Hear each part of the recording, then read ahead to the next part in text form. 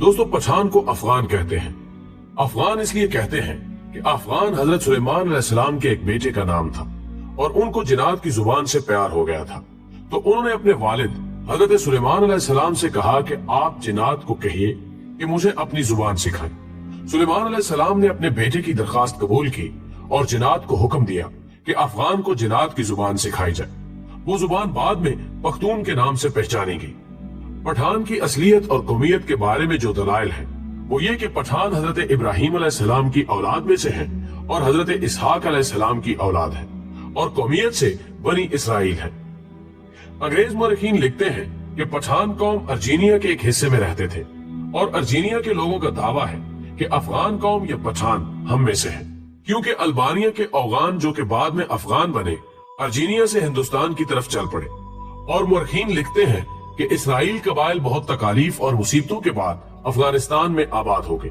جب حضور اکرم صلی اللہ علیہ وآلہ وسلم نے اسلام کی تبلیغ شروع کی اور لوگ جوک در جوک اسلام میں داخل ہونے لگے، تو اس وقت پٹھان قوم کا سردار جس کا نام قیس عبد الرشید تھا اپنے پورے خاندان کے ساتھ محمد صلی اللہ علیہ وآلہ وسلم کے حضور میں حاضر ہوا اور محمد صلی اللہ علیہ وآلہ وسلم کے ہاتھ پر بیعت کر کے مسلمان ہو گیا۔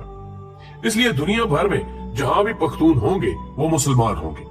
دنیا میں پختون ہی واحد قوم ہے جس میں اسلام کے بغیر کوئی مذہب نہیں۔ اگر پختون سے پوچھا جائے کہ آپ پہلے مسلمان ہیں یا پختون، تو جواب ہوگا کہ میں 5000 سال سے پختون ہوں اور 1400 سال پہلے مسلمان ہوں۔ دوستو اب سوال یہ ہے کہ افغان قوم کو پٹھان کیوں کہا جاتا ہے؟ تو جب کافروں نے مکہ پر قبضہ کر لیا تو حضرت محمد صلی اللہ علیہ وآلہ وسلم نے حضرت خالد بن ولید رضی اللہ تعالی عنہ کو حکم دیا کہ جاؤ اپنے افغانیوں کو جہاد کے لیے بلاؤ۔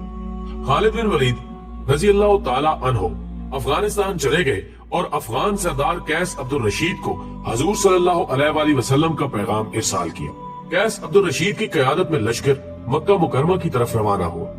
شام کو صحابہ کرام نے حضور اکرم صلی اللہ علیہ وآلہ وسلم کو خوشخبری سنائی کہ افغانی لشکر نے آتے ہی کافروں کا قتل عام شروع کر دیا اور تمام کافروں کا خاتمہ کر دیا، اور مکہ مکرمہ کو افغانیوں نے فتح کر لیا۔ تو اسی لمحے حضور اکرم صلی اللہ علیہ وآلہ وسلم کی زبان پر یہ الفاظ آئے، بطان۔ خواتین و حضرات، بطان لفظ عربی زبان کا لفظ ہے، یعنی سخت ترین لکڑی جو سمندری جہازوں میں لگائی جاتی ہے، جسے سمندری پانی بھی کمزور نہیں کر سکتا۔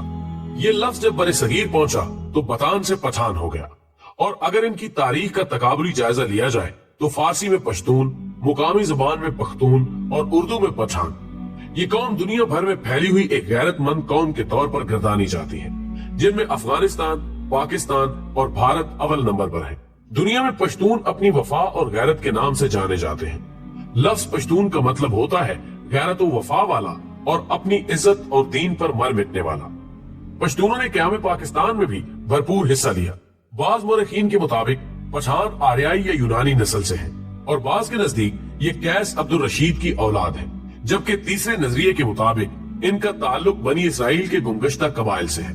خود قیس عبد الرشید کی اولاد سمجھنے والوں کا نظریہ ہے کہ مکہ میں قیام کے دوران حضرت خالد بن ولید رضی اللہ تعالی عنہ نے اپنی صاحبزادی ان کے مورث اعلیٰ کے نکاح میں دے دی تھی، جنہیں وہ ہمراہ لے کر اپنے وطن واپس آیا، اور پھر انہوں نے یہاں اپنی بقیہ زندگی اسلام کی ترویج و اشاعت میں صرف کر دی۔ اسی طرح قیس عبد الرشید کی اولاد پٹھان کہلاتی ہے، جبکہ یہ بھی کہا جاتا ہے کہ خود قیس عبد الرشید کا تعلق بھی بنی اسرائیل کے بادشاہ ساؤل یعنی حضرت طالوت کے 37ویں پشت سے تھا۔ اس طرح آخری دونوں نظریات کی روشنی میں ان کا تعلق بنی اسرائیل سے ہی بنتا ہے۔ ناظرین کرام، سب سے بڑی عجوبہ خیز بات یہ ہے کہ ان میں یوسف زئی، یوسف کے بیٹے، داؤد خیل، داؤد کے بیٹے، موسیٰ خیل، موسیٰ کے بیٹے، اور سلیمان خیل، سلیمان کے بیٹے سمجھے جاتے ہیں، لیکن اس کی تصدیق کرنا بہت مشکل ہے۔ افغانوں یا پٹھانوں کے کئی اوصاف عربوں سے ملتے جلتے ہیں۔ عرب قوم مہمان نواز، بہادر اور اہل قلم ہونے کے ساتھ ساتھ دوسری قوموں سے اتنی جلدی مروب نہیں ہوتی تھی۔ ان چند اوصاف کے علاوہ کوئی اور وصف عربوں کے اندر زمانہ جہلیت میں نظر نہیں آتا۔ حیرت کی بات یہ ہے کہ یہی چند اوصاف افغان یا پٹھان قوم میں بھی اسی شدت کے ساتھ پائے جاتے ہیں، جبکہ ان کی بیشتر چیزیں یہودیوں سے بھی ملتی جلتی ہیں۔ نسلی طور پر دونوں اپنے آپ کو دنیا کی بہترین قوم تصور کرتے ہیں، مذہبی طور پر سخت ہیں اور سر پر ٹوپی رکھنے کا رجحان بھی عام ہے، جبکہ اس کے علاوہ بھی کئی رسم و رواج مشترک ہیں۔ ذہن میں رہے کہ کہ پشتونوں کا یہودی النسل سے ہونا قابل فخر بات ہے، نہ کہ معجب توہین، کیونکہ یہودی النسل ہونا تو شاید تب اس قوم کے لیے توہین کا معجب ہوتا جب وہ سید الانبیاء حضرت محمد صلی اللہ علیہ وآلہ وسلم پر ایمان نہ لاتے۔ یہ تو ان کی غیرت کی بلندی اور ایمان کی عظمت کا نشان ہے کہ یہودی النسل ہوتے ہوئے بھی نبی آخر الزمان صلی اللہ علیہ وآلہ وسلم پر ایمان لے آئے، کیونکہ یہ وہی آخری نبی ہیں جن کے اوصاف تورات اور انجیل میں مذکور ہیں، اور جن کی وجہ سے ہی اہل کتاب آپ صلی اللہ علیہ وآلہ وسلم کے ایک نجات دہندہ کے طور پر بھی منتظر تھے۔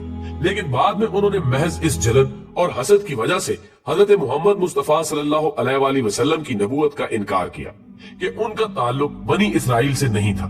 بنی اسرائیل کی طرف سے آپ صلی اللہ علیہ وآلہ وسلم کی نبوت کا یہ انکار دلائل پر نہیں بلکہ نسلی منافرت اور حسد و عناد پر مبنی تھا۔